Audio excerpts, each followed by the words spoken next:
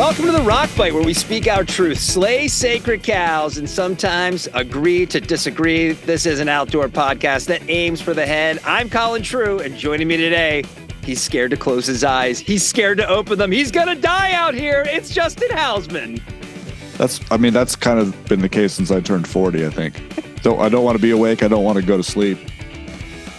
So many good lines, because today it is Halloween, and we're to celebrate. We're watching what might be the greatest outdoor movie of all time, or one of them anyway. Definitely one of the scariest.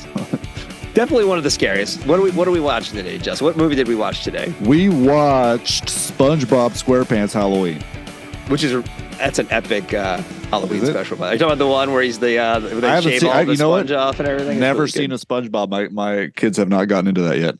You're in for a treat. It's like modern day Looney Tunes. What are we actually watching today? Blair Witch Project, the original, not this 2016 remake, which may be good. I've never seen it.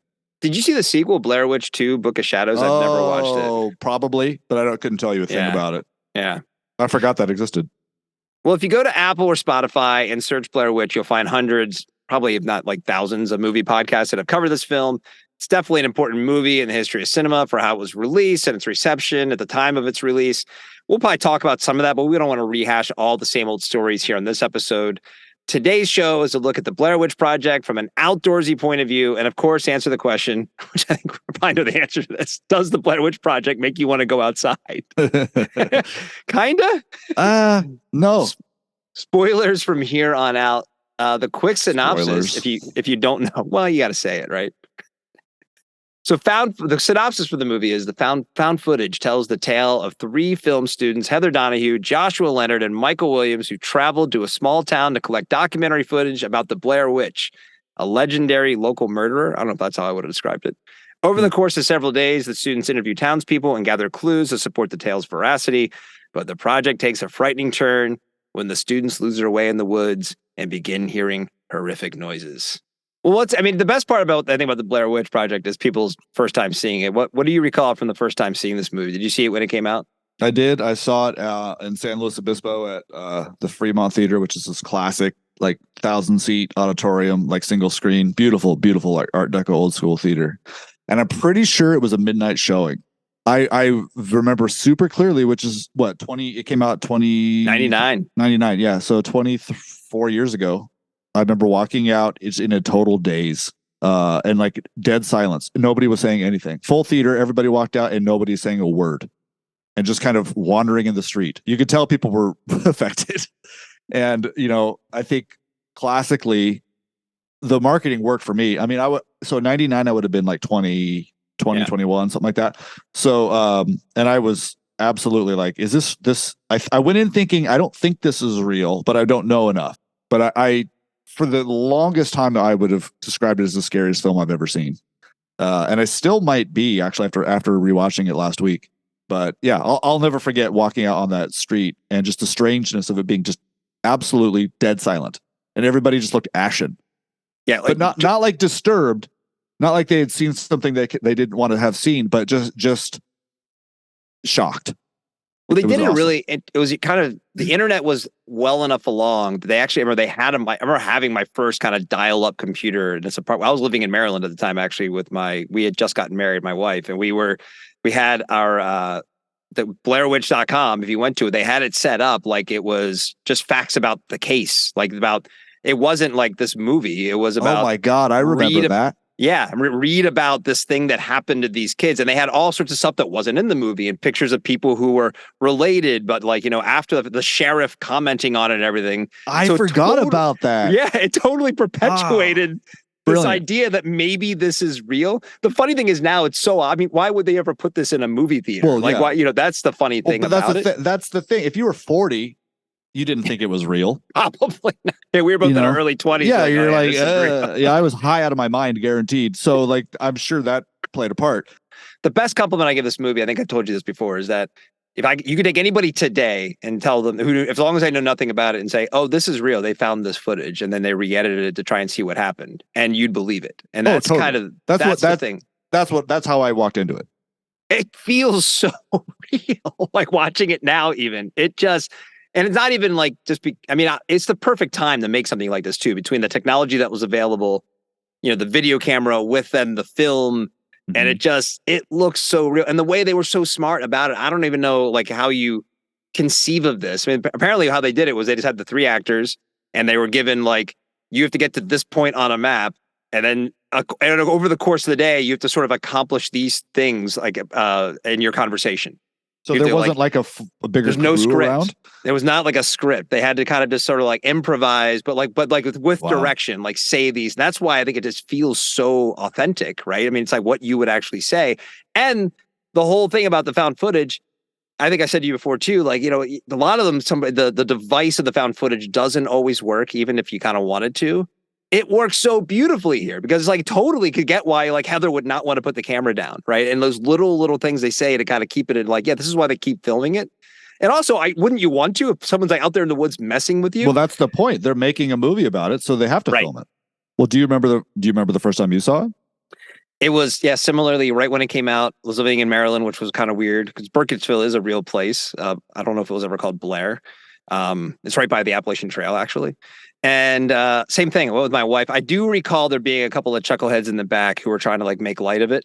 And like, kind of this is what I would do kind of thing. I kind of remember that happening, but definitely had the same kind of impact that you described, like just walking out being like, you can tell me that wasn't real, but I don't even know if I would believe you if you told me it wasn't real. It was so well done. It just made me feel like this actually happened. I was genuinely scared. I mean, I walked out of the theater genuinely scared, and I don't remember if I lived in SLO then or if I didn't. So I don't know if I walked to my apartment or drove somewhere, but I do remember being like, I think actually some of the movie goers, we kind of all walked together, like to where we were going. No one wanted to be alone. Yeah. But one of the other things that I think they did a really good job is they obviously filmed it like in the fall or something. So like the light's kind of low and poor, and it looks like it's probably cold, and it doesn't have. Well, there's something about East Coast forests that scare me anyway. Like it's kind of low, like you can't see out of them, the low trees. Like, I mean, that's one of the reasons I've never really cared about the Appalachian Trail. Like, it doesn't look like a particularly pleasant. I know there's AT 1,000 miles long and has all kinds of cool shit, but like I even around here, like I don't want to walk through a bunch of trees where I can't see out of it. Like that's lame. So that kind of scares me. But when I first saw it, I wasn't into camping and stuff, and I don't even know if the camping aspect really played into any of the fear. But now I'm watching it, and I was actually more scared about the being lost aspect at this time around. Right. And they do a really good job of because they're afraid, they're lost and they're freaked out about that well before they start encountering. Pretty early on, right? Yeah. And it's like that they're already scared, which is whether they meant to do that or not to like further up the ante of the tension is really smart.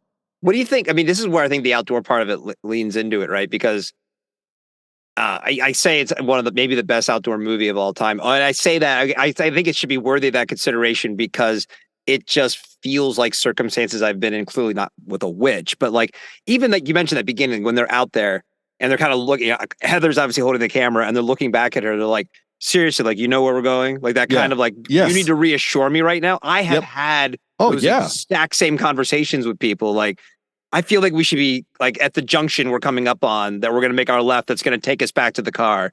Why are we not there yet? Like that sort of, and even when even if you're in a more friendly looking locale, like out west or whatever, you get that little thing in your belly. Like, wait a minute, is this going to go sideways? Like, I really want to go get a cheeseburger right now. You know what I mean? Like, is my day about to be fucked? And like, they don't even know what's coming yet, but that just felt so authentic to kind of the outdoor experience. I mean, I'm sure that there are movies that are like this, but I mean, just a movie about being like 3 people just lost in the forest like that could be really scary by itself. Even not hearing voices, not hearing anything, just not being able to find their way out and running out of food. I mean, I think it also does a good job of showing you how something like that could happen, because think about all the times you're that age and you do just the dumbest possible thing. Like you'd follow somebody into the woods who clearly doesn't know what the fuck they're doing.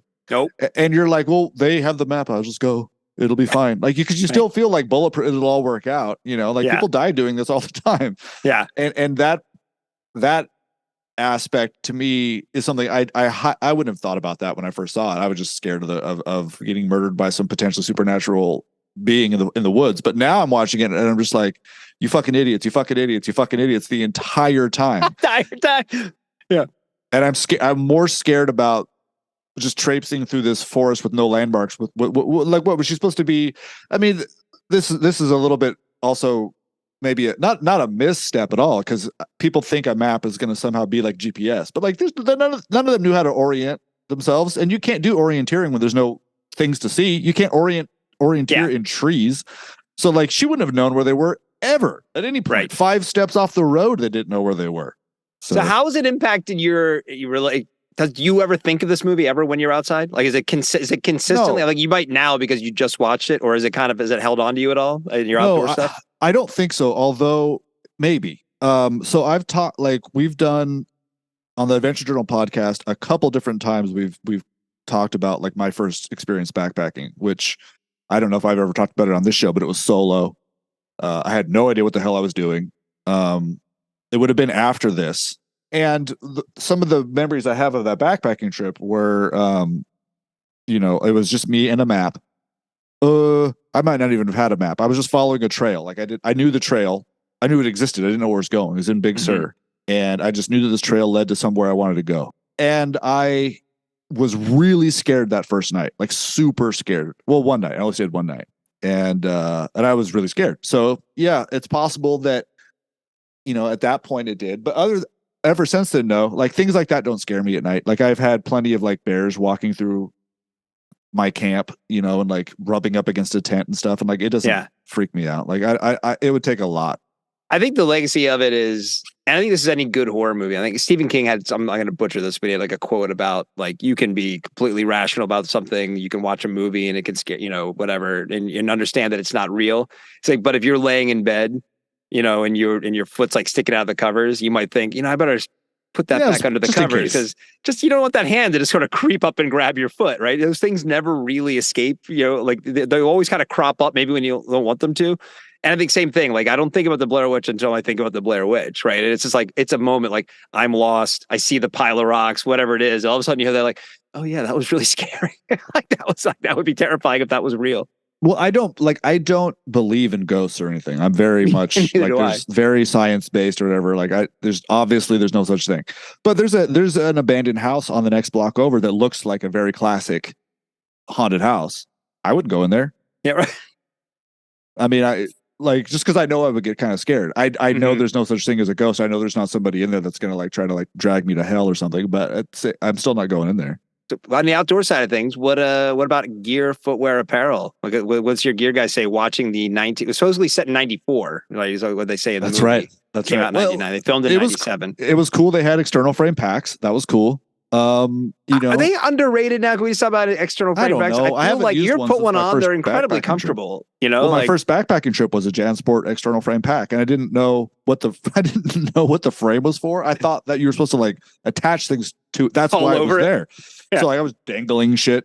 That all seemed fine. I mean, they didn't have anything they shouldn't have had. They weren't lacking something they should have had. So that all seemed fine. And like back then, I mean, GPS wasn't a thing. I mean, I'm sure it existed, but like I don't think you could just buy a GPS unit in '94. Yeah. So like that all made sense. I mean, and that's the thing. If young kids do dumb shit, like they go into the woods with a map to make a movie without having any idea where they're going. We did that kind of stuff. Like that could have absolutely have happened to me, right? Easily. So yeah, I think that all worked. That all made sense. Like the two things I noticed at the beginning, Heather shows her copy of How to Stay Alive in the Woods, which I remember that book. Yeah. Yep. And then also she had an all-weather journal from Eastern Mountain Sports, which we sold when I worked at EMS. I don't know if you've ever seen one of those before, but that was just like total flashback. The ones where it can get wet and won't run or whatever. Like a right in the rain. Yeah. Yeah. That was great. That was cool. I love that. I love when she's showing all that stuff. And it's like, those are, that's what you'd bring. Right. Yeah. And like, you notice, I don't believe they consulted that book while, dying in the she woods. owned it. Yeah. I don't know if she read it. But it's kind of like the map. Like you'd have that and you'd be like, well, if worse comes to worse, I can read how to get unlost or how to deal with a undead witch person. I'd also like to point out that it was not the cotton denim that killed them. It was it was the witch. So you can wear, again, proof that cotton doesn't kill in the backcountry. Well, I had a couple of outdoor lessons learned. Like one, when you're lost, you don't kick your map in the river, even if you don't know how to read it. Just what a weird thing to do too. I kicked it in the river. I love how they're all laughing or they're making fun of Heather or whatever, and he's just like, oh man, you know what else, man? I kicked that map in the river, and thinking that they're all going to think it's a big chuckle fest. And then they're like, what? Oh, they just turn on him immediately. That part was great. That was weird. I don't know. I'm sure. It's just one of those weird things about the way my brain works. I like for like 20 minutes after that part, I'm like, why would you kick it? Wouldn't you thrown it? Like, what a weird thing to do. Maybe that was just an expression. Like, I kicked that map in the river. I couldn't let it go though. I just like, kick it. Why would you kick it? It's so hard to kick it. Particularly him like missing the first time because it's so thin, and then kick and then going to work because it's paper, and having to like shuffle it with his foot into the river. That's all I could think about. Well, they always see like when they're rolling the cameras, obviously, and so many times they're rolling the cameras, they're not moving. And all I'm thinking is like, stop sitting around. Like, just start running. Yeah. No, just start running because you would. You'd run. panic. You'd panic and you'd run. Yeah, like that. That's the other part that is really good about the movie is that like I'm so glad it doesn't happen over one day because it's like it's like because the daytime parts. You feel that sense of relief too. Okay, it's daylight. They're obviously not going to get murdered right here. Right. And that's how it would be if you were them. And like, I'm sure if you're actually lost, like the scariest times are going to be, well, obviously at night. And like when it starts to get dark, like that's going to be the worst part. So like, if you're lost for multiple days, I'm sure at like noon, you're like, okay, I can figure this out. Okay. Like that little respite, even though that that's not going to, that they're still fucked, but like the little bits of daylight they get, you're like, maybe. Yeah, other outdoor lessons I heard, don't tempt fate by making documentaries about witches while you're backpacking where the witches are supposed to be. I guess it's a tip, maybe just let's not do that. Yeah. Despite what the folks at Adventure Journal say, don't knock over piles of rocks. That's another thing that maybe you shouldn't do. Did that anger the Blair Witch? I definitely seemed to. She went into like with the graveyard or whatever, and the 7 piles of rocks, she knocked it over. It's true. I think they were screwed no matter what. Yeah. Little PSA from the 90s, smoking, not good for you. It can slow you down when you need to sprint from your tent in the middle of the night, so, 3 smokers, not great. Not great, guys. Remember how prevalent smoking was? I had so many friends in my 20s who smoked cigarettes. I smoked cigarettes. Did you? Yeah, of course I did. I was cool. Was there ever a time where witches were actually like bad? Or is this all like leftovers from the Salem witch trials, right? Like what do you mean? Like, were they bad? Well, like, I mean, for the most part, witches are not considered like evil, but not nice, not good, right? Like you don't really want to encounter one. Yeah. But like, is that why? Why do we think that? Is that just from the Salem witch trials, or like, is this like a hundreds of years old thing? Because Wicca is like fine. It's just like being in harmony with nature, and like it's not there's nothing like inherently evil about Wicca at all. It's actually pretty beneficial and nice and good. No, if anything, it's much more better for the world than exactly most forms of Christianity. So I mean, but like obviously there's the like Halloween witch thing, but I mean witches are generally considered, if nothing else, at least mischievous. Like even this movie and the movie The Witch, and I'm just sure there's plenty of other movies where witches are really bad and scary. Like, is that just a holdover? Yes, culturally from the Salem witch trials, where people were like, "Oh, they're evil." I mean, I only know this anecdotally from like listening to podcasts or just reading about it or whatever, but the Salem witch trials was only one thing. The hunting of witches and women being in league, or men being in league with the devil and all that stuff goes back to England. It happened in a lot of different places, other countries. So that was a thing for a long time. And it was truly about, you've made deals with the devil, you're communing with the devil. And usually there were other ulterior motives that were then like, I don't like that person. Well, guess what? They're a witch, and like that kind of stuff. I mean, it's just, pretty typical human behavior, frankly. Because you look at it now, paganism and Wicca, if you read about it, it's like, it's earth-based. And frankly, if you were going to like try and really sell me on being religious, right? Oh, so wait, you're worshiping the sun and the stars and the earth, all things that are real and I have a relationship with. That are very important in my existence. Yeah, all right, sure. That makes, okay, cool. I can say a ritual that praises the flowers. I'll kill these fucking kids in the woods. Sure. Warlock, by the way. It's Warlock. That's a male witch. Is it Warlock? Yeah, just remembered that. So where does wizard come from? Wizards are badass. They're just like good. Wizards are like unequivocally good for the most part. Well, are they all bad? There's dark wizards. You got like Gandalf, which is badass. Something like Harry Potter isn't badass. Well, to me, a wizard, in like some sort of order, I would have a wizard like well above a witch in terms of power, but maybe not necessarily. Scarlet Witch in Marvel is like the most powerful. She's actually more powerful than anything else in she could have taken down Thanos. So maybe witches do. That's a tough one. That's an interesting one. It is. Yeah, but I like the idea of witches having this sort of unlimited power. But I do too, because I think maybe we deserve it. Maybe we deserve to be killed in the woods by witches. Probably will. That's probably what it'll all come down to. That's how it's going to end. Society breaks down and we're all like living in the woods. Like the witches are the ones that have like really put the time in. the first nuke gets launched, the witches come out like, all right, that's enough. We've been training for this. The other thing, last thing I had was that the West Coast truly is the best place for outdoorsy stuff. Kind of your point about how kind of creepy it is on the East Coast. There's never been a more East Coast woods looking movie made probably than this one. So if you want to recreate in the outdoors, move west, folks. I mean, other than Sasquatch, I don't think there's like legends of like beings that are going to kill you in the forests around here. Have you seen the latest Sasquatch video that came out a couple weeks ago? In like Nevada or Utah or something? Colorado? Maybe Colorado, yeah. I don't know. No, I know. You know it's Colorado because Sasquatch had on a Colorado hat. Yeah, right? I mean, he was wearing ultras. Do they make them that big? I mean, that whole thing is funny to me too. Somebody was telling, I legitimately believe in this. It's amazing. Saying that it was real. And I'm like, it looks just like the California video that came out, what was it, like 1973 or whatever, that old one? It looks exactly the same.